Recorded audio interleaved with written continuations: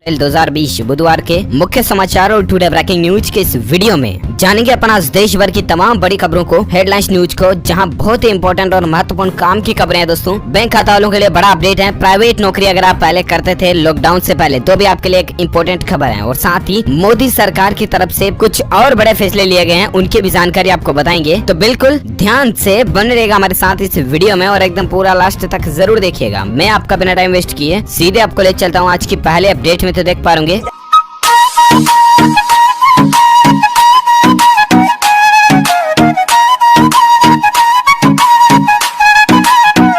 RBI ने यानी कि भारतीय रिजर्व बैंक ने दोस्तों करोड़ों किसानों को एक बड़ा तोहफा दिया। केसीसी के जरिए लोन लेने वाले किसानों को एक फायदा होगा। जी हाँ, तो दरअसल आपको बता दें दोस्तों कि भारतीय रिजर्व बैंक जो है ना आरबीआई, उसने किसानों को दो तरह के फायदे दिए हैं। पहला तो अगर किसानों ने केसीसी के जरिए लोन लिया हुआ था तो अब वे अपने लोन को 31 मई तक अपनी लोन की किस्तों को जमा करा पाएंगे। पहले मार्च लास्ट डेट थी, उसको बढ़ाकर 31 मई कर दिया। इसके अलावा ब्याज सिर्फ 31 मार्च तक का ही देना पड़ेगा, यानी कि 2-3 महीने और बिना ब्याज की किसान इस रकम का फायदा उठा पाएंगे। केसीसी यानी कि किसान क्रेडिट कार्ड के जरिए जिन भी किसानों ने लोन लिया हुआ उन सभी को ये फायदा मिलेगा। ठीक है, साथ ही अगला अपडेट आप देख पा रहे कि हेल्थ इंश्योरेंस को लेकर है। सभी कंपनियों को अपने कर्मचारियों को देनी ही होगी मेडिक्लेम की सुविधा। इरडा ने इसको लेकर एक नया सर्कुलर जारी कर दिया। जी हाँ, अभी जो देश में महामारी चल रही है, इस बीमारी को देखते हुए दोस्तों सरकार ने लॉकडाउन के बाद कामकाज शुरू करने वाली सभी कंपनियों के लिए कर्मचारियों को मेडिकल इंश्योरेंस देना जरूरी कर दिया। यानी कि अब हर कंपनी को अपने कर्मचारी को आवश्यक रूप से मेडिकल इंश्योरेंस देना ही होगा। इससे पहले दोस्तों अपने संस्थानों को कर्मचारियों को हेल्थ इंश्योरेंस कवर उपलब्ध करवाना अनिवार्य नहीं था,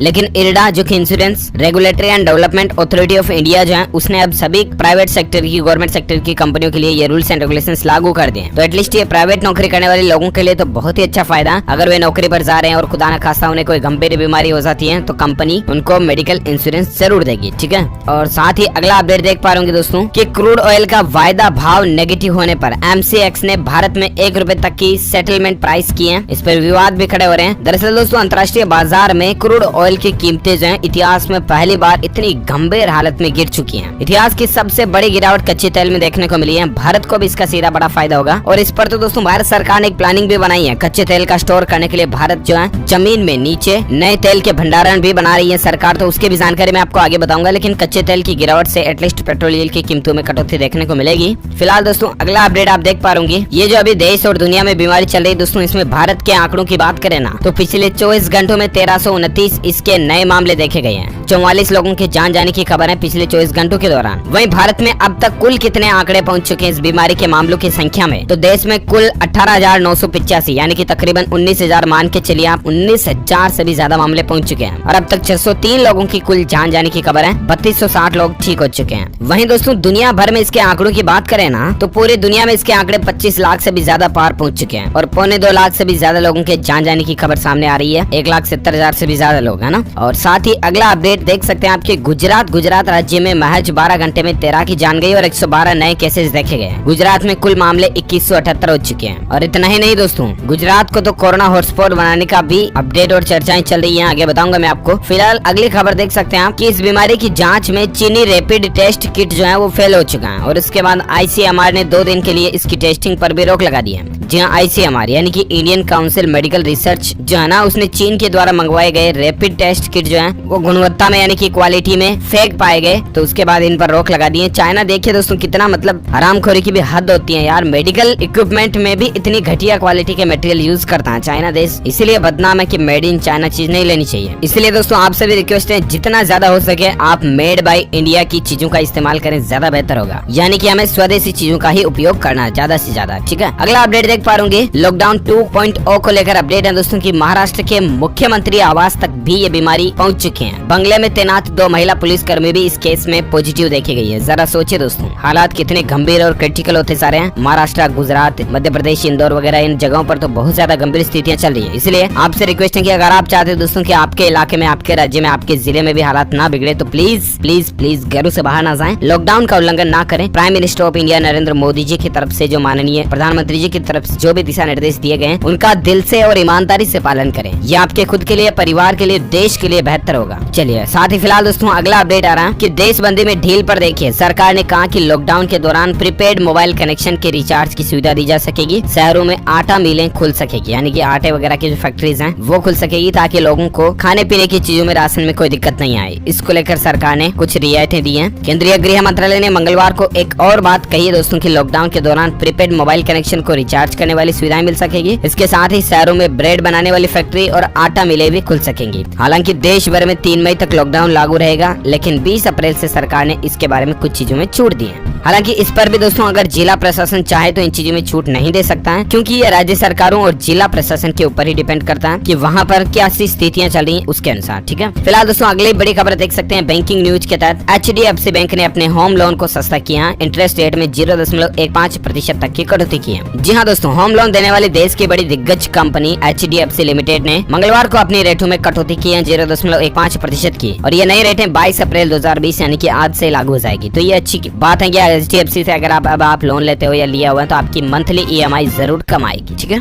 और साथ ही अगला अपडेट देख सकते हैं, मारुति सुजुकी कंपनी ने अपने स्विफ्ट कार के मॉडल में खास फीचर जोड़ा। अब ट्रैफिक जाम होने का भी लाइव अपडेट आपको स्विफ्ट में मिल जाएगा। इसके अलावा नई टेक्नोलॉजी वाले आपको डिस्प्ले सिस्टम मिलेंगे स्विफ्ट कार में। स्विफ्ट का जो नया अपडेटेड मॉडल आ रहा है ना 2020 या 2021 में, कब तक ये लॉन्च होता है देखते हैं। लेकिन दोस्तों कंपनी अपने इस मॉडल को बहुत ज्यादा टेक्नोलॉजी से लेस करने जा रही है, जिसमें दोस्तों आपको Apple car play, Android auto वगैरह ये फीचर तो मिलेंगे ही। इसके अलावा smart play studio, infotainment system मिलेगा, ब्लूटूथ सपोर्ट, ऑक्स इन, USB कनेक्टिविटी वगैरह वगैरह फीचर्स मिलेंगे, और साथ ही लाइव ट्रैफिक अपडेट्स भी मिलेंगे कि कहीं ट्रैफिक जाम वगैरह तो नहीं है। ये चीजें आपको मिलेगी, अच्छी बात है। मारुति सुजुकी कंपनी की तरफ से ये अपडेट है। साथ ही अगली बड़ी खबर आ रही है दोस्तों की फल सब्जी मंडी की बिगड़ती हालतों को देखते हुए दिल्ली सरकार ने एक बड़ा फैसला लिया। टोकन के जरिए अब मंडी में लोगों की एंट्री होगी। जी हाँ, दरअसल दोस्तों दिल्ली की आजादपुर फल सब्जी मंडी जो है ना, वहाँ पर आज से 24 घंटे के लिए मंडी तो खुली रहेगी, लेकिन लोगों की भीड़ भाड़ को देखते हुए दिल्ली सरकार ने एक अच्छा फैसला लिया। पता है क्या? वो ये कि मंडी में अब सिर्फ 4 घंटे में 1000 लोग ही अंदर प्रवेश कर पाएंगे, और वो भी टोकन सिस्टम के जरिए, ताकि लोगों में सोशल डिस्टेंसिंग भी बनी रहे और इसके अलावा भीड़ भाड़ इकट्ठी नहीं हो। तो ये दिल्ली सरकार की तरफ से बड़ा फैसला है। साथ ही अगला अपडेट आ रहा है दोस्तों की इंडियन गवर्नमेंट की तरफ से एक बड़ा फैसला लिया गया है। डॉक्टरों के बाद लाखों बैंक कर्मचारियों को ये सीधा फायदा मिलेगा। जी हाँ, दरअसल आपको बता दें वित्त मंत्रालय ने इस बीमारी के संक्रमण के दौरान सेवा जारी रखने वाले बैंक कर्मचारियों की सराहना तो की ही है, साथ में उनको एक बड़ा फायदा भी दिया, और वो ये दोस्तों की बैंक कर्मचारियों को अगर किसी तरह का नुकसान पहुंच जाता है, उनके परिवार को अगर कोई गंभीर हालात आ जाते हैं इस तरह के, तो 20 लाख रुपए तक का बीमा मुआवजा सरकार देगी बैंक कर्मचारियों को। ये भी राहत की बात है, जैसे डॉक्टरों के लिए पहले ऐलान था उसी तरह से बैंक कर्मचारियों के लिए भी हो चुका है। और साथ ही अगला अपडेट देख सकते हैं, अमेरिका की गवर्नमेंट ने एक बड़ा फैसला लिया दोस्तों अमेरिकी लोगों की नौकरियां बचाने के लिए। डोनाल्ड ट्रंप ने बाहर के प्रवेशियों पर रोक लगा दी है। अस्थायी रूप से है हालांकि ये रोक, लेकिन फिर भी अमेरिकी सरकार को ये डाउट है, शंका दोस्तों की बाहर के लोग अमेरिका में आकर के कहीं खुद के वहाँ के अमेरिका निवासियों के लोगों की ही नौकरियां ना छीन ले। इसके चलते फिलहाल दोस्तों अस्थायी रूप से अमेरिका में किसी भी देश के नागरिक की प्रवेश पर रोक लगा दी है। खुद डोनाल्ड ट्रंप ने देर रात को ट्वीट करके बात की जानकारी दी है, और ट्रंप ने ये भी कहा कि इस संबंध में वह जल्द ही एक एग्जीक्यूटिव ऑर्डर पर हस्ताक्षर करेंगे, जिसके बाद आदेश जारी हो जाएगा। अच्छा, साथ ही अगला अपडेट देख सकते हैं कि लॉकडाउन में टाटा मोटर्स कंपनी ने एक बड़ा फैसला लिया। वारंटी पर 2 महीने की मोहलत मिलेगी। जी हाँ, टाटा मोटर्स ने उन सभी कॉमर्शियल वाहनों की वारंटी को 2 महीने के लिए बढ़ा दिया है, जिनकी मियाद लॉकडाउन के दौरान खत्म हो रही है। 3 तारीख तक या 3 से पहले अगर आपकी वारंटी एक्सपायर हो रही ना, तो 2 महीने आपको एक्स्ट्रा एक्सटेंडेड वारंटी मिलेगी।